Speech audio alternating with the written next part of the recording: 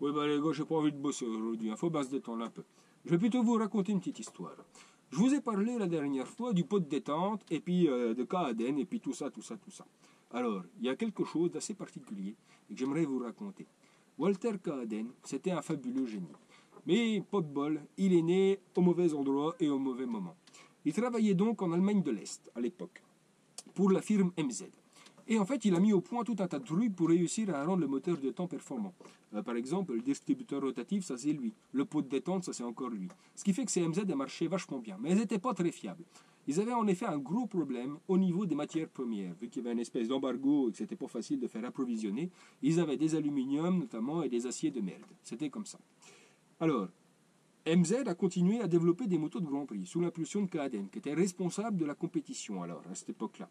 Et ils sont adjoints les services d'un pilote, Ernst Denger, qui était un très très bon pilote et également un très bon technicien. Ensemble, ils ont réussi de très belles performances, notamment ils ont remporté le Grand Prix d'Allemagne de l'Est, le Grand Prix de RDA, c'était quand même quelque chose de très important. Mais Degner, lui, se sentait quand même limité par la puissance économique de MZ, puisque tout était fait évidemment à l'économie avec des moyens qui étaient microscopiques, mais ce qui n'empêche pas qu'ils arrivaient quand même à mettre des belles branlées à tous les autres constructeurs. Ça, c'était assez exceptionnel. Et puis un jour, il se trouve qu'il y a un petit gars de chez Suzuki qui a commencé à approcher Degner en lui disant, voilà, nous, ça fait des années qu'on fabrique des deux temps, mais bordel de merde, on n'arrive pas à les faire marcher. Alors, est-ce que des fois, tu serais pas un petit peu intéressé pour nous aider, si on te donne un tout petit peu d'argent? Alors Degner, comme ça, il a réfléchi, puis la situation s'est compliquée, le mur de Berlin s'est construit, et là Degner, il s'est dit, il faut absolument que je me barre de ce pays, c'est en train de partir en cacahuète complet. Alors ce qui s'est passé, ça doit être, je crois, pendant le Grand Prix de Suède, en fait Degner, il a organisé avec Suzuki son évasion depuis l'Allemagne de l'Est. En fait, ils se sont barrés, ils ont fait passer la famille de Degner cachée dans le coffre d'une voiture, et ils ont réussi à se sauver en Allemagne de l'Ouest. Degner, qui était un très très bon technicien, et ben en fait, il a emmené avec lui tous les secrets de MZ, il avait même certains plans. À partir de là, Suzuki a commencé à travailler un peu plus sérieusement et avec un peu plus de compétences sur le moteur de temps. Degner est devenu pilote officiel pour Suzuki, alors c'est en 62, ouais, c'est ça, c'est 62, parce que cette même année-là, Degner va devenir champion du monde en 50 cm3 avec une Suzuki, avec énormément évidemment de secrets MZ à l'intérieur de la Suzuki.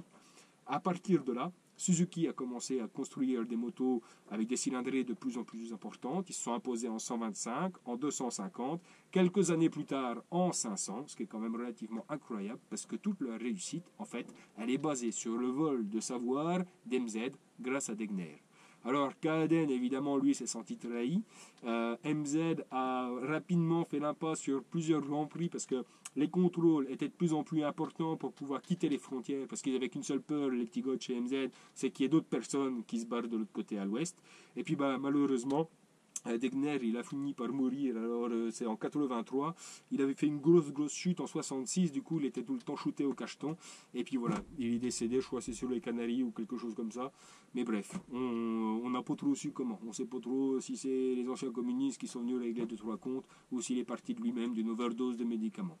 Enfin voilà, bref, comment une marque qui avait un génie, elle a fini par sombrer, puisqu'aujourd'hui MZ n'existe plus, et comment une marque d'un vol de secret, en fait, finalement, à réussir à devenir un des premiers constructeurs au niveau mondial. Voilà, comme quoi, des fois, la vie, ça tient à pas grand-chose. Allez, salut les gars, c'était la petite histoire du soir.